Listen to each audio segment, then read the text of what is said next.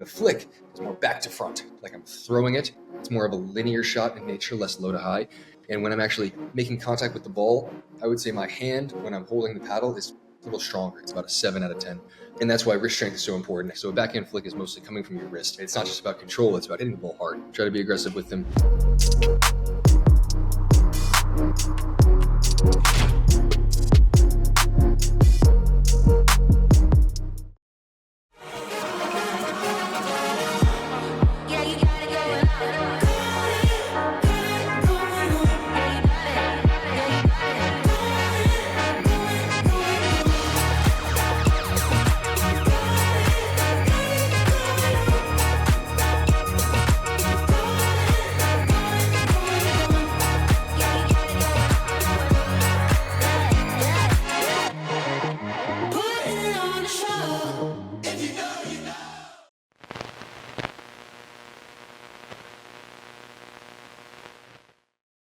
Thank you for watching another one of my shows. We're just going to get right into a question that is asked of me all the time.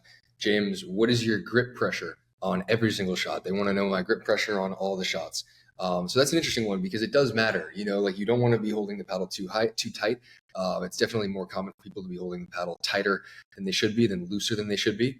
And I think that for the most part, the pros are doing this properly. So I'll just tell you how I do it. How I teach it and how I do it is pretty similar. So yeah, on the serve, I'll be at something of like a 5 out of 10. So if, a 1 to 10 scale is what we're talking about here, and a 1 is like you're barely, the paddle could be slipping out of your hand, and a 10 is like you're choking up on the paddle, trying to kill it, I would say I'm at like 5. So it's not that hard. It's not like I'm really trying to grip the paddle super hard. Most of the weight is coming from my legs or my unit turn and shoulder turn, and very little of it is actually coming from the fact that I'm gripping the paddle super hard. It's coming from the arm, and I'm having a loose arm, and in general, power comes from being loose. It doesn't necessarily come from being super stiff and trying to muscle the serve. I'm almost never trying to muscle any, quote unquote, muscle any shots. So that's one thing. On dinks, I would say I'm at like a 2 or a 3 out of 10. Very, very loose. It's almost like the paddle could fall out of my hand, especially on forehand dinks. So this is a key difference. On a forehand dink, I'm at like a 2 or a 3 out of 10. So very loose. The paddle could almost fall out of my hand. And that's how I'm generating topspin without using my wrist. So I'm not generating topspin from going like this with my wrist so much. It's just a loose hand and a loose grip, and I'm just going from low to high, and that's it. So I'm not doing anything else other than that.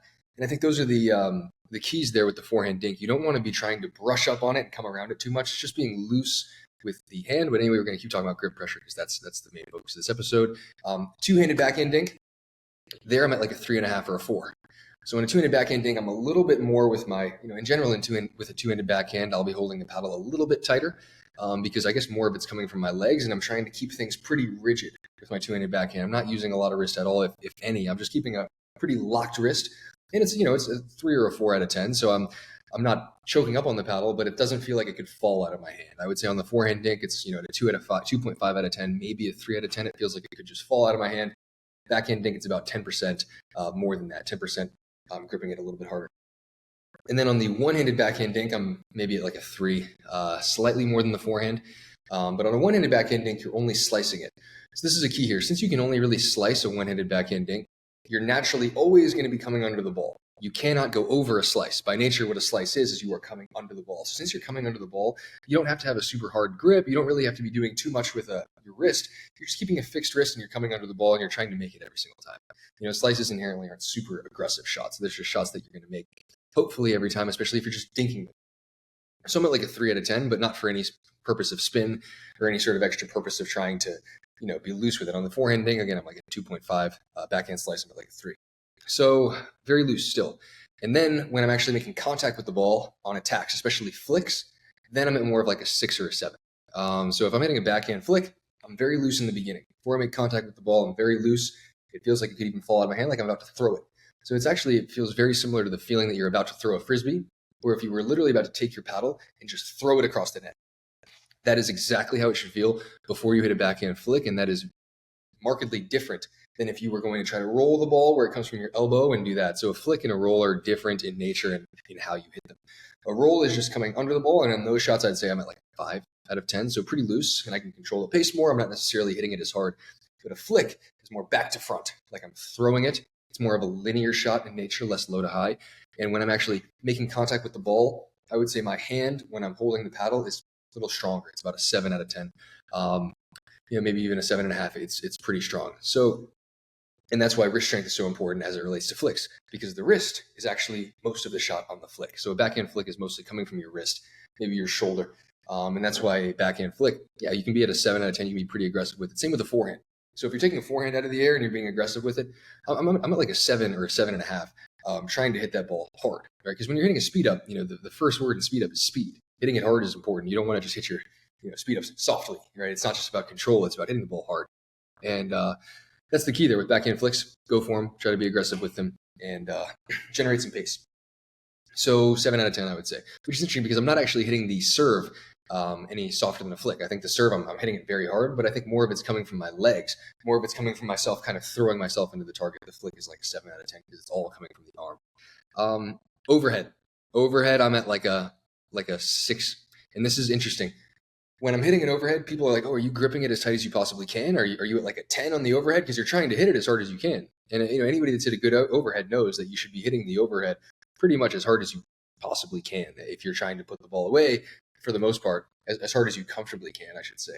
So I'm still at like a 6, though. I'm not at anything more than a 6, because I feel like if I'm really loose with it, it's coming from my arm and my hand is not gripping the paddle as hard as I possibly can. It's just a loose, just kind of how it is. I'm not really trying to do anything crazy other than just be at a 6. And generally, I'm never at a 10 or a 9 when I'm gripping the paddle ever.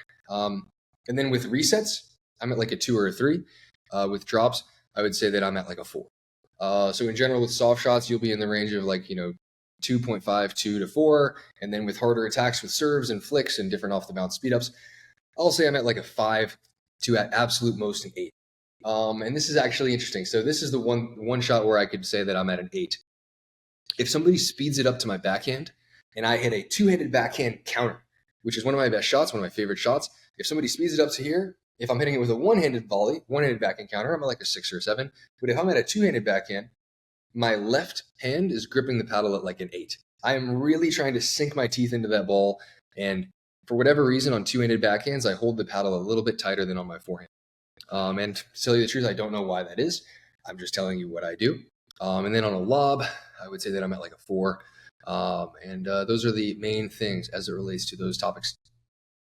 Hey guys, James Ignatowich here. Make sure to not get ghosted in the pickleball group chat. Play more. We all know the feeling. You're down to play some pickleball. You send a message to your group chat. A couple people like the message. Are you sure you're going to play the game? You don't really know. Play More is a new pickleball app that does that frustrating part for you. I hate setting up games. I try to make sure somebody else does it every single time. But if I have the Play More app, changes everything for me. So you're going to be playing with players your level. No more 5-0 versus 3-0 matchups. It's going to be all streamlined and super easy. So make sure to check out the Play More app. Try it out on the App Store or use the web version at getplaymore.com. We just played Major League Pickleball indoors on Pickle Roll. And Ben and Collin Johns actually pulled out of the tournament because the lighting was not good. So I guess on Grandstand Court, this was at a Pickle and Chill in Columbus. I thought the lighting was okay. I think it could have been better for a pro tournament. I think for rec tournaments, rec play, it's fine. But Ben has some issues with seeing indoors, and he pulled out of the tournament, and then Collin followed suit and also pulled out of the tournament. And I think that they got some backlash on Twitter and social media for doing it. And it's interesting because there's two sides of the story. Obviously, they pulled out of the tournament. They didn't want to play because they didn't feel that it was safe. And I get that. I mean, safety is super important. Your eyes are super important, obviously, and it's something that you don't want to risk hurting. And with how powerful paddles are today, that's a problem. And Ben and Collin pulled out of the tournament. They said that we're not playing because it is too tough to see. And they got backlash on Twitter for it. So I guess tell me what you guys think in the comments. Do you think that they should have played? Should they not have? I think the grandstand lighting was not great. I think what they were doing, so I actually spoke to Collin about it a little. Collin said that the main thing was it was more of a protest for the lack of quality that pros are generally playing in. The pros are getting paid a lot more than they probably should be, right? The pros are getting paid a lot right now, and we're all super grateful for that. But the question is, should pros be, I guess, kind of content with that and say, hey, we're getting paid so much, we should just kind of suck it up and not play in great conditions, play on pickle roll, play on, not that pickle roll is bad. Pickle roll is fine for rec. It just can present some injury possibilities if you play singles on. That's all I'm saying. Not a pickle roll hater.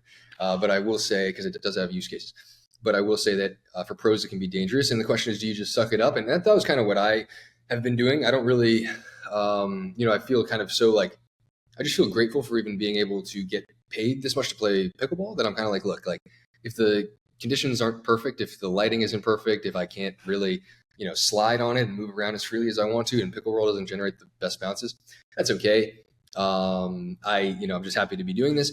But Ben and Collin have been around for longer than me. They've been pro pickleball players for, 5 or 6 years. They've already, they're not hurting for money. They're in a great spot. They're like, look, I want to play. I want to emphasize safety. I don't want to be in a situation where I feel unsafe on the court. And I think it's, they're saying that it sets a bad precedent for the future of pickleball if we're just playing on pickle roll and playing inside. And, generally we've played on pickle roll a lot this year. We've played in conditions that are not ideal for pro pickleball. And so, the question is, should the pros suck it up and just say, sure? Or should the pros stand up and say, look, like we need some, at least let's focus on safety here and try to make sure that everybody's safe while we play this game, because that's for the best of the sport.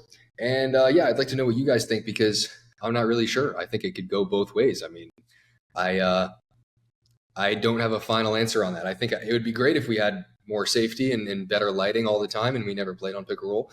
But at the end of the day, like, we could be playing on pickle roll and horrible lighting every tournament and I would still play. Okay, and the last topic is I just wanted to ask you guys what you think.